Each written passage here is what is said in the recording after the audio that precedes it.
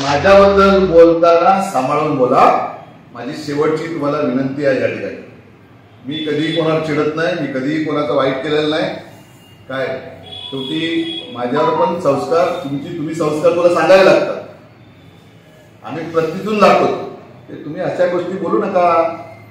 मागचे सगळे आहेत, राणे साहेबांना काय बोललात, कोणाकोणाला काय बोललात, सगळं आता निवडणुकीच्या येणार आहे सगळं पुढे. त्यामुळे तुम्हाला जर काय उभं राहायचं तर तुमच्या पार्टीकडे मागा. माझ्या पार्टीकडे मी सांगणार ही सीट भारतीय जनता पक्षाची ताकद आहे, भारतीय जनता पक्षाला सोडा. माझं सांगणं आहे पक्षाला, पक्ष मानेल, पक्ष सांगेल नाही बाबा असं करायचंय म्हणून. तुम्ही माझ्यावर कारवाई, तुम्ही कोण कारवाई माझ्यावर करणार आहे? तुमचा काय संबंध माझ्या पार्टीशी? तुम्हीच म्हणत होता ना की इथे भारतीय जनता पक्षाचं काय नाही म्हणून नगरपालिका 2014च्या निवडणुकीला. आता तुम्हाला भारतीय जनता काय लागली?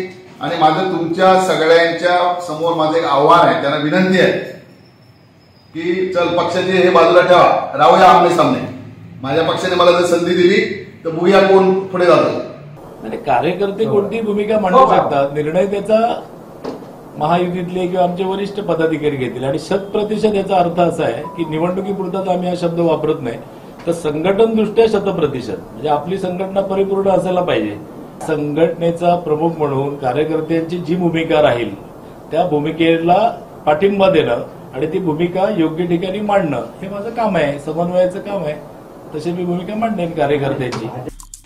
आमचे दिवसभरातले सर्व अपडेट्स, ताज्या घडामोडी आणि थेट लाईव्ह पाहण्यासाठी सबस्क्राईब करा, लाईक करा कोकणचं नंबर 1 महा चॅनल कोकण 7 लाईव्हचं YouTube चॅनल.